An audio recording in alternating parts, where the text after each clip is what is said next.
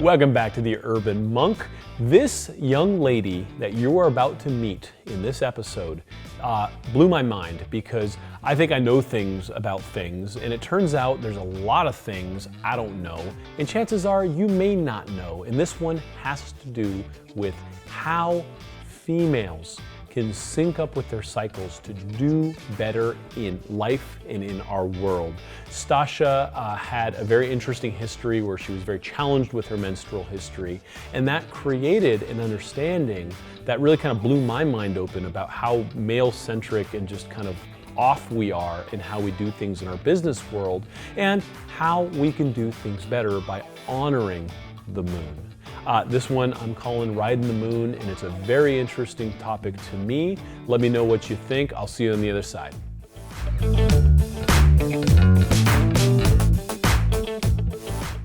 So one of the things that I found incredibly refreshing about our conversation together is that there hasn't been a dialogue around what it means to be a woman in this kind of glass ceiling man's world around this, what we're about to talk about, which is the female cycle. Yeah. And I find that to be a refreshing piece, and I also find it to be kind of revolutionary that people would even start thinking that way because we live in such a dumb world, right? So how did you come up with a gestalt around this? Was it basically through your own kind of like, hey, I feel like crap and this week I'm not gonna get into anything crazy? Kind of. I was one of those people that when I got my period right out of the gate, it was painful, like dropped to the floor. I passed out in the shower a couple of times in high school from the pain. And it wasn't any of the normal things that people would consider them. So I went down the old birth control route at a very young age, like way too young to be on birth control, but it didn't work. It didn't help. So then I was on like prescription ibuprofen, which also didn't work or help at all. And then I was on narcotics. So I was a high school kid on birth control and narcotics for the pain, and it didn't help. It knocked me out. I slept for 48 hours, but I slept with pain. Like I could remember waking up, being in pain, and then going back under that drug coma. So you lived under the weight of this really heavy burden. Yeah. And obviously it's hard to function and do what you got to do in your life when everything hurts. Yes. Or you're doped up. Yeah, well, and for 3 days out of the month, I would just be in the bathroom on the floor in pain, and the cramps would be so bad that I would just throw up for 2 days. I mean, it'd be well past bile into just dry heaving from the pain. So physically really damaging.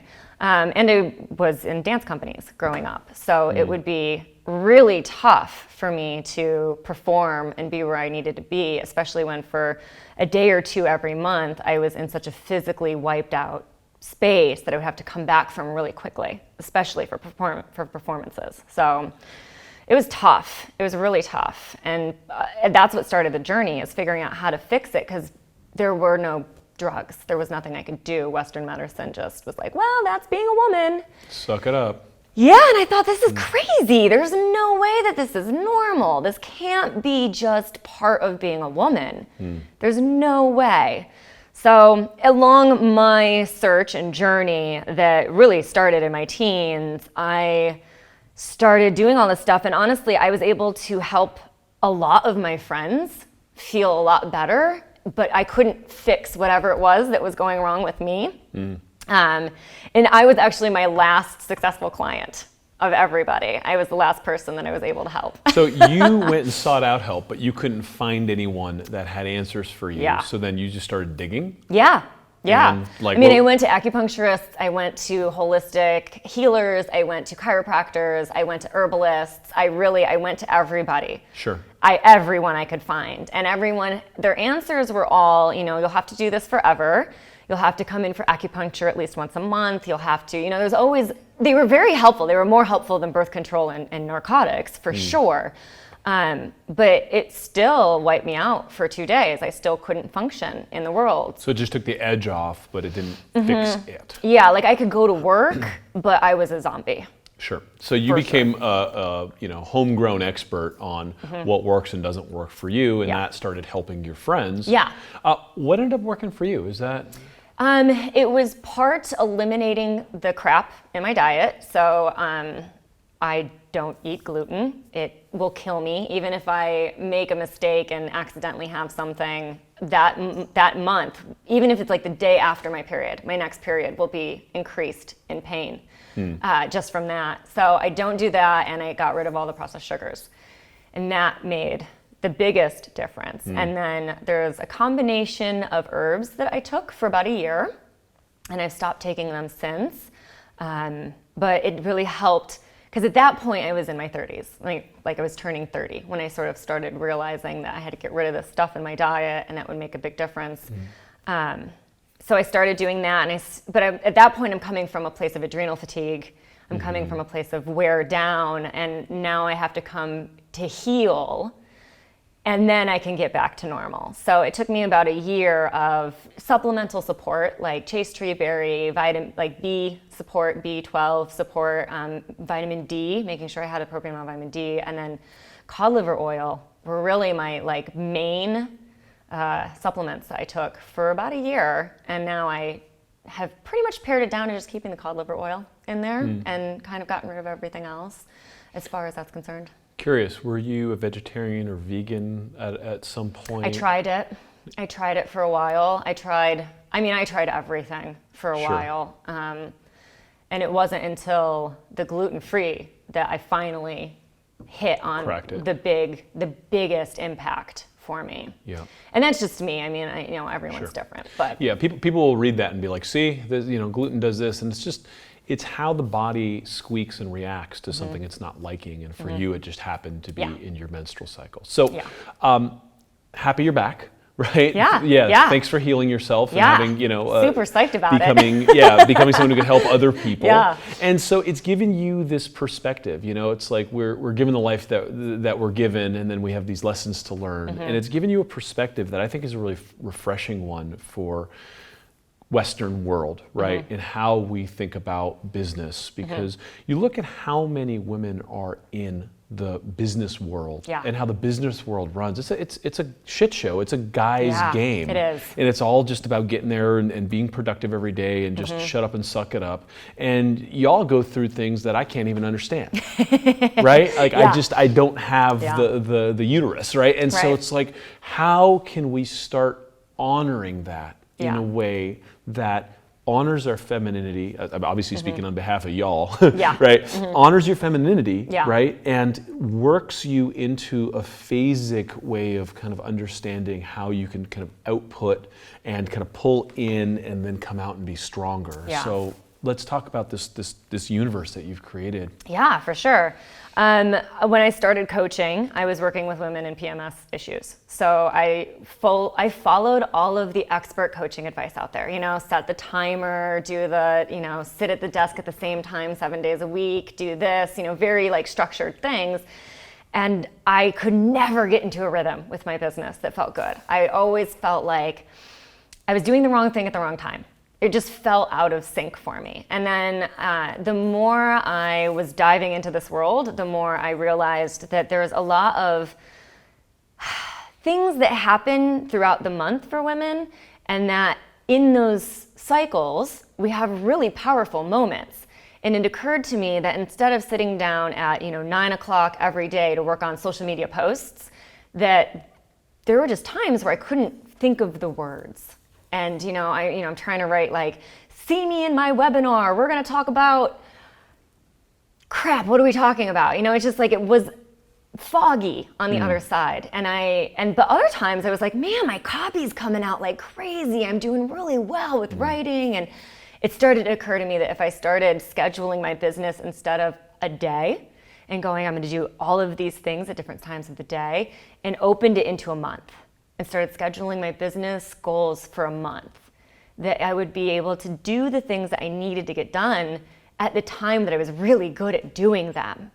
And all of a sudden, my work week went from being long days every day of the week to being weekends off, getting done at 2 in the afternoon, just kind of going in, rocking out what I was really good at, and then being done and not putting my pressure on myself to do the things that I just wasn't good at that time and let it go. So I made this kind of transition into doing that, and I realized, man, all of the marketing out there is for men, written by men for men. And it's written for women, but without this idea of that it needs to be a month. You need to be looking at things from a month perspective, not a day perspective or a week perspective. So this is, okay, so first of all, you're a self-employed woman, which allows you the freedom to do that. So we're gonna come back to talking about a fully employed person who's just like, damn it, they want me to do this stupid report today, and what they can do in that type of context. So let's jump into it. Like, we have the different phases of the female cycle. You wanna start with menstrual, luteal? Where's the natural place to start? We're gonna start with the luteal phase, not because it's where everyone else starts, but because I've broken the phases down into 4 questions. And these are the questions that you're really good at answering during these phases. So I start with the luteal phase because it's your what phase. And the first question is what. So when you're in the luteal phase, which is? What's PMS. Okay, so this is PMS time. Basically. So in the cycle, the time between ovulation and menstruation is considered your luteal phase. 2 things actually happen, and if you look at the Chinese element wheel, this is actually associated with 2 elements. So there's 5 elements in the wheel, 4 phases. This one phase gets 2 elements. So it's kind of a 2-pronged time, even though we think of it as PMS week. But there's really kind of 2 things that are happening in this one phase. But in this one phase is a really great time to ask yourself what. So I always give people the example of your partner can't get their dirty socks into the hamper. And in the month, normally you just pick them up and throw them in the hamper, right? It's like, whatever, fine, they're close, I love my partner, I'll just throw them in the hamper. But in this one phase, PMS week, you're like, I'm gonna murder you in your sleep and strangle you with your own dirty socks if you can't get them in the hamper. Because it only pisses you off during this one phase. And it's at that point that you have to step back and go, what is pissing me off? What is it? And you start to just notice what those things are. Don't worry about the why, but just look at what it is. So it's the socks that don't make it into the hamper, it's the snide remark at work, it's the boss that calls you these endearing terms that make you uncomfortable, but these things that normally you just let roll off your back, but during this one phase kind of you harp on and you focus and you kind of start to lose it over. And we feel like we're crazy because we're not supposed to be emotional and we're supposed to be subservient and we're supposed to just say yes sir, okay, no problem, but we don't feel that way. We really are crazy because we've been put in this position where we can't understand what's really happening. And what's really happening is your true self, your person is pissed off because you're being disrespected. You're not being treated as an equal, you're not being honored for whatever reason. And those little things that only piss you off during that time are because in some way you're really not being heard, seen, or respected. And it's different for every person how they interpret it, but there's some underlying thing that's not being honored. And it shows itself at this time. You feel it more at this time? Yeah, it's that thing where you can be okay with doing the dishes 3 weeks out of the month, but that 1 week you're like, come on, you live in this house too. Why can't you just pick up the sponge and do some dishes with me? And it's that point in when you go, you know what, it's because I'm not your mom. You're my partner. We're supposed to be equals. We're supposed to be in this together. And I'm taking care of you and working and. Sure. But we're supposed to be partners. It's not fair. Right. So in this phase, you are more aware, you're hyper aware of the kind of inequities or the injustices that are happening around you. And then how do you plan your life accordingly? Well, when you start paying attention to those things in this phase, you start realizing what's happening. You start seeing the patterns. You start seeing it's the same thing that happens every month at the same time. I start getting pissed off at the same things. And you start to really notice where the patterns are. And when you shift from that into your menstrual phase, that's when you hit the Y phase. Because in your menstrual phase, your left and right brain actually fire and talk to each other the most out of the whole month. So your creative and your logic side are at their peak. Like they're good at figuring stuff out. So if you're taking that time during the luteal phase to say, hey, this is really freaking pissing me off, and then you sit with that in your menstrual phase and you start to really think about it. The hormones all cascade during the menstrual phase. Like you lose, everything crashes. Your estrogen, your progesterone, everything just tanks. And your brain, a lot of women actually feel a lot of sense of calm and relief and clarity. And it's that point where you really have the opportunity to look into the why. And that's when a lot of people come back with, because I don't feel like I'm being treated as an equal, or I don't feel like I have the same amount of respect as my partner, or whatever it is. But you come into this place where you're no longer feeling so emotional about it.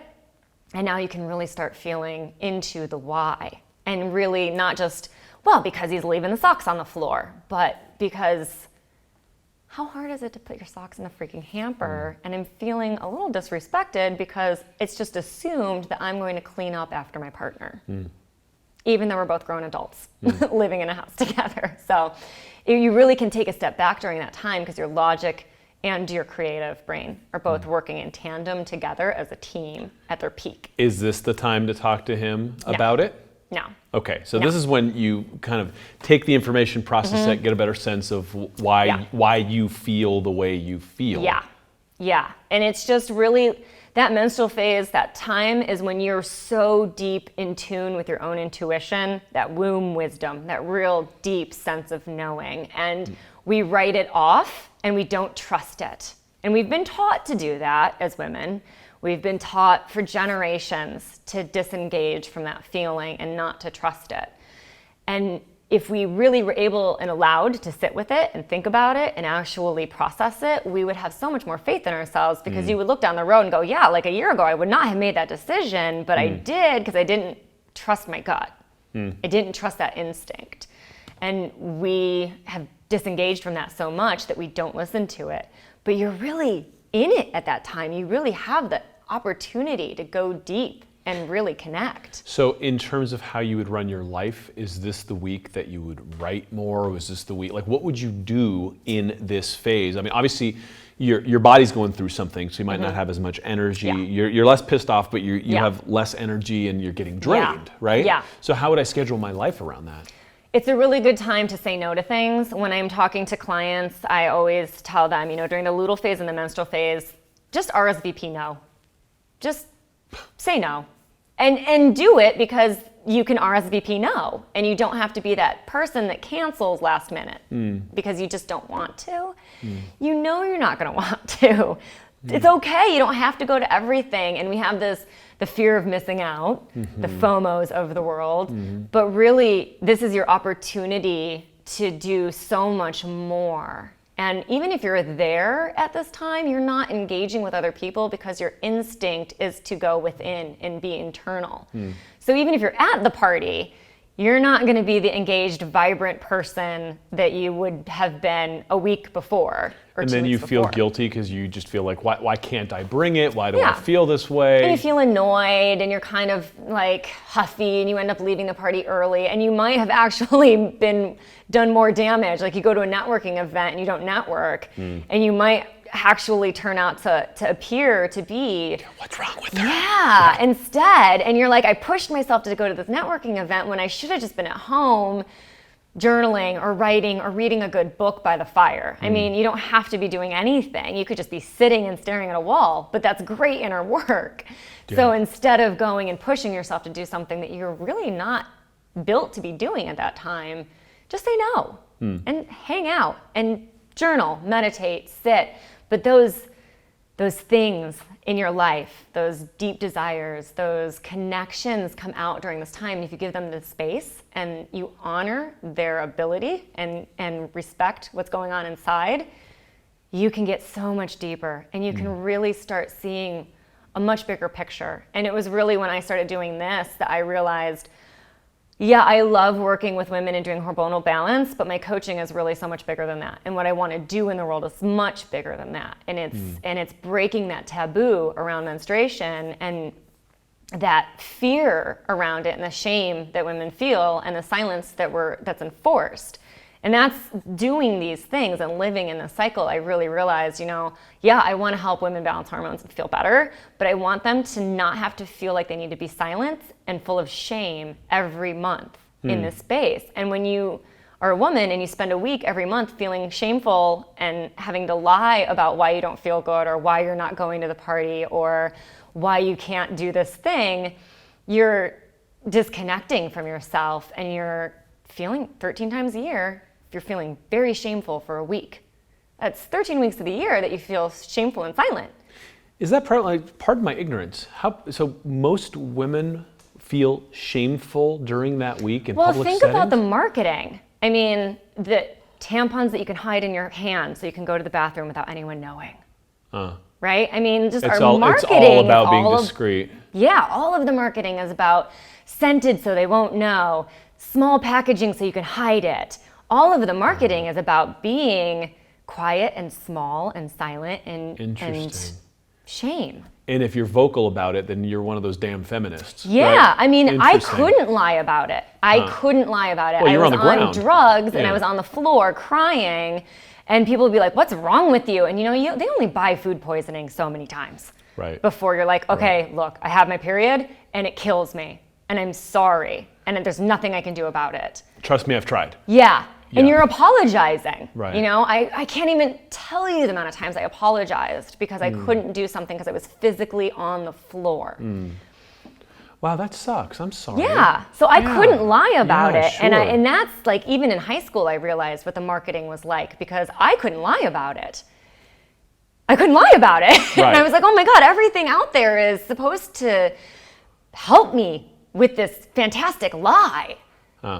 Except I can't even take the help the help of lying because I can't even lie about it. Right. Well, which made you have to pierce through it. Yeah. Which is why you can have a conversation like this. Yes. Because I think this is delicious. This is breaking through a taboo, just bullshit element in our culture that made you suffer and probably makes countless millions of women suffer right now. Yeah. Right? Yeah. So this is fantastic. This is fantastic that this is happening, right? Yeah. So, okay, we're in the menstrual phase. Yeah. I want to make sure we cover that correctly, right? This is time you go inward. This is time you tap into your intuition. This is the time you say no to the parties. Yeah. And just it's the hang out with perfect yourself. time to really think about what you want, where you're going. What's your life mission? Like, you don't have to have a life-changing job to change lives. My best friend is a Kung Fu practitioner and she's working on her black belt, and that's her life, is getting to her black belt and opening her own studio.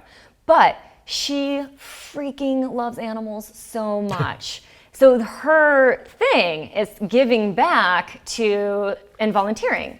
And that's one of those things that, whenever we're talking about this and I'm like, well, in that phase, are you sitting down and going, what kind of impact can I have? And that's where she was like, yeah, I want to help these little fuzzy hearts that don't get the love that they should be getting. And I was like, yeah, that's your thing. Go do that thing. That's that's one of those things that really matters to you. So that's it doesn't matter. Yeah, it doesn't matter what you do for a living, but what you really want. What's the impact you want to have on the planet? What do you want to do? How do you want to leave it better? And this is that time where you'll find out. If you don't know what it is, you'll know if you start doing this and you really start allowing yourself to dream at this time, because you're so good at dreaming at this time. And if you let yourself dream, if you give your freedom to dream during this time, it all gets really clear. And you tap into that power and you've honored yourself, you've honored your moon, you've honored all of it. Great. Yeah. So now we've come inside. Yep. And now we're going into the follicular phase. Yeah. So this is when you start to feel energy up again. Your estrogen starts to rise again. You're feeling more energetic. This is when you RSVP yes to everything. Just yes. I'll go to you're all out there. of it. You're feeling it. Yeah. Go do it. You're on fire. And actually, this phase, an ovulatory phase, they did a study on women in tipped positions. They make more percentage-wise during this phase than they do in the other two phases, just because their energy is up, they're more vibrant, they're more excited, they're more interactive.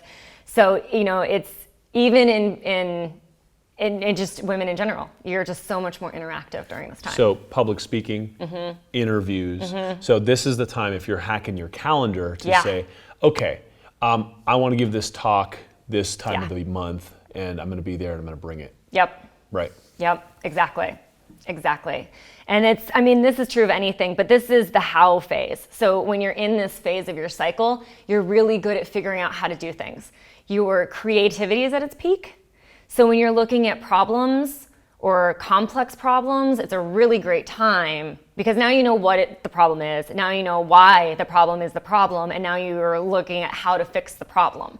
So this is the perfect time to look at it because your creativity is so high that like there's no problem you can't solve.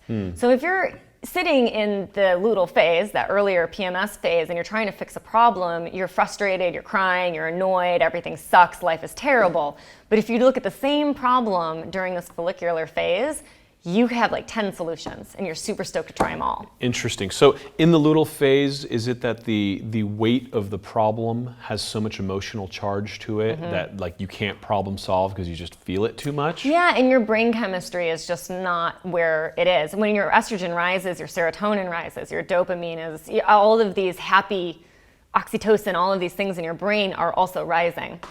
So you're really just more opportunity. You feel like there's more opportunity out there, and you can see solutions where you couldn't see them before. And it's just, in part it's the emotional charge, but it's also just because your brain chemistry shifts with your reproductive hormonal shifts in that balance. So it really just, you see opportunity where you didn't see it before. Great. Yeah. So just in terms of kind of Chinese Taoist paradigm here, because this is, for me, this crosses over and I love it. Oh, yeah. Is the luteal phase is fall, just kind of falling into the winter of your menstrual phase, and now we're in the spring of the follicular phase, and so you're kind of re-emerging. So it's this cycle, obviously, right? And so now things are on the upswing. You're out there, you're wearing your red shoes, you're rocking it, you're giving your talks, whatever it is, and this is the time to plan accordingly, right? This is a great time to work on your schedule for the next month so that after this you can go on autopilot. It's a great time to say yes to the things and say no to the things that are down the road a couple weeks. It's just a great time to really start looking at how to do things, how to accomplish things, and then how to set yourself up for success for the coming month. Great. Yeah. Great. And then you go into the ovulatory phase, and that's when you do them. So action, summer action. So when Summer you're in action. so when you're in the ovulatory phase, that's when you're actually executing the best? Your verbal skills are at its peak during the ovulatory phase. So it's the time to write the grant proposal. It's the time to write the really intense report. It's the time to write your social media copy. It's the time to have that discussion about the dirty socks. Okay, so you got to wait a whole cycle. So during the luteal phase, you're pissed off and you're like, you know what, if I say something that's going to turn into a fight, you process and you come all the way around, and then you're like, dude, I'm not your mom. Yeah, because then you can have the conversation, and you can have the conversation that's not, I fucking hate you, why can't you get the socks into the laundry, you're killing me. Totally. And then he's like, what the fuck? Yeah, and he's like, oh my God, Jesus. she's crazy. Right. Instead, you can go through this and you can sit down and go, look, I love you to itty bitty bits. I do. But the hamper's right there. And I'm not your mom. Make the shot. And I really don't want to be your mom. And the further that this continues, the more our relationship will start to feel like I'm your mom. And that juicy romance will start to die because I'm your mom and I'm doing the dishes for you and I'm cleaning up your laundry for you. And I'm not your partner. I'm not your equal, and I'm not the goddess to your god. So let's have a conversation. Can we talk about this? Can we come up with a solution? Is there something? Do we need to take the lid off the hamper? What do we need to do to make this work for both of us? Sure, and just make you aware of it. Well, and I'm not going to come to his defense, but in a way, it's autopilot, right? Because I come from a traditional culture where mom just used to do everything for us, right? And it was, division of labor, and it was old world kind of mentality that kind of came in. So you're like, oh shit, I don't even see what happens to the socks. They just show up clean again. Yeah. Right? And so he is not thinking, usually, I don't know who he is, but if he's not a sociopath, he's not thinking, oh, I'm going to fuck up Stasha right now by throwing my sock on the ground. Yeah, no, he's just not being at all. unconscious because mom used to handle that. Right. Oh, absolutely. And mom didn't have a job. So mom took care of the house. Right. That was mom's job. It was division of labor. You know, dad went out and worked all day, and mom took care of the kids in the house and the homestead all day, you know, tended to the garden. And that worked. And that was great. In that world. Yes. Yeah. But we're in a world where everyone works. Mom's also got a Mom job. has also got a full-time job. Yep. Mom can't be the full-time caretaker of the house and the full-time employee. Just can't be that way anymore. Yep. And it's not a division of labor. It's 75% on her and 25% on him, or 2/3 on her and 1/3 on him. And it's that cultural mindset that has to shift. Yeah. So that we can start acting like equals and start being treated like equals as well. Yeah, it's tough. It's a tough time in history. Yeah. I mean, we have a young baby at home, and like it or not, I can't nurse. Right. Right. And so it's just like, shit, she's crying. You know what I mean? Yeah, Like yeah, here, yeah. I can't help with that, Yeah. but I can help somewhere else. Yeah. And trying to find that balance while still, working and doing all that. It's tough, So Yeah. it cuts both ways. But I think that this type of thinking is so refreshing because, I look at this and be like, damn, that makes perfect sense. Right? Yeah. That makes perfect sense. Yeah. So I would not expect, I actually would like put this in front of every female in our organization immediately and be like, you're in charge of your own schedule and we need to align any initiatives that we have, making sure that we don't like launch this thing in your Luteal Phase or whatever Yeah. it is, right? Because Yeah. that's crazy, you're part of this team. Yeah. But we're smaller and we're agile and we could do that as a company Yeah. and we're weird and hippie trippy like that. Yeah. So it's like you could be an Yeah. avant-garde company and do that. Yeah. How can someone who is in corporate America, who has to wear the like corporate armor and Yeah. the stupid, like I kind of look like a guy's suit and all the kind of things that women have to deal with, being in a man's corporate world, start implementing this and building this into their day-to-day? That's where it comes down to things like your social engagements, your exercise routines, like what you do, because working out, like in this follicular phase, right, where you're in that spring and you're really excited, doing group classes, going to a Zumba class is so much more fun. Doing a hiking yoga class with a bunch of girls is a great time. But when you're in that Luteal phase, that downtime, you don't want to do group classes. And that's the time that, if you still like to go to the gym and do that kind of thing, maybe that's when you go hit the bike and do a solo adventure in exercise. But when you start allowing your social world to be more in line with you, you're going out for cocktails with the girls when you're feeling great, and you're staying home with a cup of hot tea and a book when you're not, you start to feel a lot more imbalance because your social life starts to feel more imbalanced. And then your workout routine starts to feel more interesting because you're not doing the same thing every single day. You're doing what feels good. You're in that community engagement time when you're community and engaged. And you're doing the solo stuff when you're on your own. You're doing the weekend trips and the things, you're starting to plan your weekend and your relationships, and you're going out on first dates when you're in that ovulatory phase, when you're like in your summer flush and you're fiery and you're excited and you're engaged, and you're not taking first dates when you're in your luteal phase. Right. So you start kind of letting your life, what you do have control of, be in control, and you're in control of that. And then you go to work, and honestly at this point, you go to work and you do your job and you do the best that you can, and where you can do stuff, like if you can do that report that's due next month, if you can write that report when you're at your summer peak, do it then. And maybe it's done 2 weeks early. Great. Fine, that's great. But then it's done, and it took you half the time it would have taken you. And that doesn't stop the boss from going, hey, I need this on my desk in 2 hours. Right. And you do it and you get through it. But when you have the ability to use your cycle to your advantage, take advantage of it. And it sort of mellows everything else out. A lot of times the boss is a female now. There's a lot of females that have really they're everywhere, right? Yeah. The corporate environment is filled with powerful, amazing females that have really kind of stepped up and changed the workplace. Yeah. So if your direct supervisor is a female, I think that this might be a very interesting conversation. Be hey, check it out. I'm doing this thing. Yeah. Let's do an experiment. Like if we can manage my schedule around this, let's watch and see if my job performance changes. And if it does, then cool. Chances are she'll be like, hell yeah, I'm in, right? Yeah. Well, that's the shift that I think is coming through now. You know, a lot of us were trained to run our businesses like men. And I work now with women who are running their own businesses, and they're taking it to their teams. So I'm working with the woman in charge and showing her how this can help her and her advantage.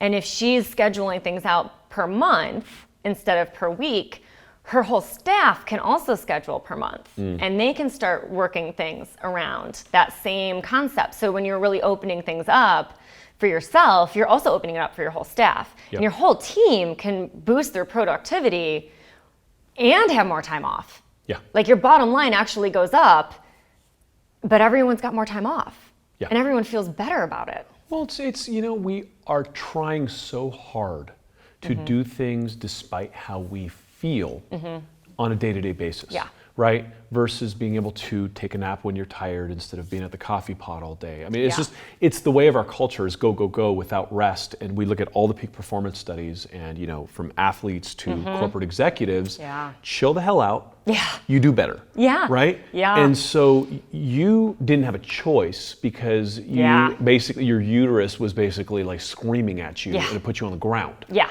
Right? Which forced you to chill the hell out and really kind of figure this out. But you're not alone. There are millions of women who are, you know, having to take medication to do this all the time. And so biologically, you guys are wired in a way where you just kind of have to be in a natural rhythm more, right? Because your body does this thing. Yeah. And so I think it's a very interesting kind of anchor to then follow this in and do that. And I'd like to do a follow-up show actually on men and kind of the androgen cycle and see what this looks like. Because I think men have also, I mean, we obviously have androgen cycles. We just don't, it's not as visceral, right? It's not like we actually have, you know, we don't bleed, right? But it is still there. I'm very curious to see how this works with men. Well, you know what, for men, I tell them to follow the phases of the moon. And for women who aren't menstruating anymore, you know, when you're into menopause, you start to tap into the phases of the moon. Women in menstruation were, you know, I teach women to chart. So you write down all sorts of crap every day about how you feel, what's going on with your body, what, you know, everything. Like we really, we go in depth because it helps you start to really fall in love with yourself. So I say to men and to women that have passed out of their menstrual phase to do the same thing but set it up with the moon, because women, when they're menstruating in without lights, will menstruate with the new moon. It's just the tides and the pull of the moon will shift our menstruation into menstruating with the new moon. So if we're so tied that it's, you know, a visible signifier that we're that tied to the moon, so is everyone else. I mean, we're, you know, 70% water. So we're tied to the moon. So I encourage people who are out of that phase to do the same charting, you know, to sit down and go, how do I feel? Do I feel energetic? Do I feel social? Do I feel like I want to sit down and just read a book? Do I just want to cuddle with my partner? Do I want to go out dancing? But keep your chart with the moon cycle and see how it falls and see what happens, because you'll see the patterns start to emerge. And the moon is just a perfect way to do it because we're in cycle with the moon. We're not in cycle with a 31 day calendar. Right. So we're in cycle with the moon. So if you do the same thing and you just get rid of the calendar and use the moon charts and keep that same charting going, you'll see the same patterns. And you can start to make the same, I'm gonna not RSVP to that because I know that I won't feel super socially engaging at that time. There's so much that is layered into this because cycling with the moon implies that you are now some kind of witch, like you are a lunatic. Super witch. Right? If you're, you know, a lunatic is literally from the word of moon, luna, right? Yeah. And so there was so much judgment on this. Yeah. On this kind of like visceral, kind of organic, earth-grown femme wisdom that came from the uterus and tied to the moon and all this. So I just think that there's a lot of cultural bullshit we got to work through to make this okay, because I think this is great. This is delicious. This is great stuff, and it's just it makes me sad that this is so hidden back away from kind of like traditional culture, because you know it's become a man's world and polluted the hell out of it, and it's, you know, I think this is a big part of the correction that we need. Well, it started really the biggest impact on women being separated from their body started with this document in the 1400s by two priests called the Malus Maleficarum. It declared that the opening of the womb was where the devil resided, and that any woman practicing the arts of witchcraft, which were, childbirth was a witchcrafty kind of thing. Bleeding was a witchcraft thing, honoring your menstrual cycles, living with that phase, using herbs to help. All of those things were considered witchcraft, right? The cauldron and the herbs. So like all of that peasant knowledge, that in the earth knowledge that we had to heal ourselves, to fix any problems that were going on, to help other women, that the circle of sisterhood was actually dismantled, because if you didn't stop that practice and rat your neighbor out, you would be killed and burned. And 9 million women were killed because of this document. 9 million. It took 9 million women to be killed for us to get to this place, to be this separated from our body. But even killing off 9 million women didn't end it, because here I'm sitting. Yeah, and it's speaking through you. Yeah. Right. So first of all, fuck those guys. Yeah, no, big time. Fuck those guys. Yeah, big time. Yeah, and there's a lot of that in history. Yeah. So it took me a long time to say that without crying, actually. Yeah. The first several times I told people that story, I would just get so teary-eyed from all of the loss that we suffered and all of the knowledge that's gone. But now I have a lot of hope, because there's a lot of women out there, and the more I do this work and the more I meet them, there's a lot of women who are learning and bringing it back and sharing it as much as possible and embracing their witchcrafty ways. And I've always called myself a kitchen witch, but now I feel confident just dropping the kitchen and saying, no, I'm pretty much a witch. And that's okay. It's a good thing. It's taking a word and slapping a negative connotation on it in order to have some sort of political gain. Yeah. Right? Yeah. And that's bullshit. Yeah. So yeah, they got their mission was accomplished. They subjugation of they eradicated all of the sisterhood that women had, and that's why we have the competition mindset among women. That's why we have such a strong competition vibe, where it's like we compete for jobs, we compete for men, we backstabbing. That Real Housewives culture is there because, in order to not be burned at the stake, you had to rat out your sister. And it caused you a rat. And generations of women lived with the threat of death if they didn't stab their neighbor in the back. So it just, epigenetics, it got handed down, and we became instinctual survivors, women. We had to survive. So we pushed anyone in front of the bus that we had to protect our families, to protect our children, to protect ourselves. And it became part of our kind of epigenetic instinct. And that's one of the big things that we need to shift. Yet another thing to heal. Yeah, Yet another in a thing big to way, heal. in a big way. But they come hand in hand, when you heal just the physical pain of a menstrual cycle, you really start to get in tune with yourself. And when you start to get in tune with yourself, you start to realize that this is all a bunch of bullshit. Yeah. And it's time to let it go. And you stop that competition mindset, and you really do start to look at, somebody will come up to you and be like, I'm doing something really similar to you. And you go, instead of thinking, oh crap, there's someone competing, you go, awesome, how can we do this as a team and make it bigger? Like, how can we change the world? Because I need all the help I can get. So call me. Let's change the world together. And you start to make that shift. And it happens. So whatever angle you're coming at doesn't matter, because we'll all end up in the same place. I love it. Yeah. So it starts with honoring yourself by honoring your moon and honoring the natural rhythms that are running in your own life. And then in doing so, you tap into that wisdom and that femininity, and you go from there. It's inevitable. The more you tap into yourself, the more you tap into that deep womb wisdom that every woman has. Beautiful. And you start to see the connections. Beautiful. Yeah. Well, watch out, Monsanto. Yes, because the women of the world are coming. It's true. It's very true. Yeah, this is it. This is the balance that needs to be struck. And, part of healing yourself is getting rid of that junk, getting rid of the chemicals, getting rid of the cocktails. And on this thing that we're looking at is actually a download on my website. It has, I have different foods that support your cycle at those different times, so they really help heal those things, and none of them are approved by Monsanto. Nope. Nope. Amazing, right? Yeah. Help us build a Death Star. We'll put a link to this on the blog on well.org and theurbanmonk.com, so y'all get it, so you guys can see what we're talking about here, especially if you're a podcast listener and you can't see what's happening here. Stasha, give us your website. I love the work that you're doing. You have my support all the way. Thank you. It's awesome. It's StashaHealthCatalyst.com. Spell it. Okay, hold on.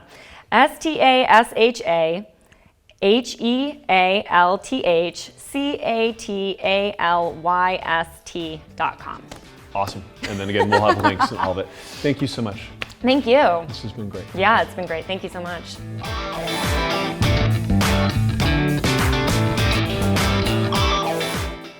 So I totally have a different perspective on how I'm going to engage with my wife and the women in my life based on this information, and I'm just going to be more mindful to honor where they are at in that cycle. We've also immediately started implementing this in our company. I want to know how you're doing this in your life, what you think, what you thought. Let me know in the chat threads. Check me out at theurbanmonk.com. I've got some excellent resources available for you there. Check out what I have there. I put a lot of effort into putting it together for you, and I'd love to see you there.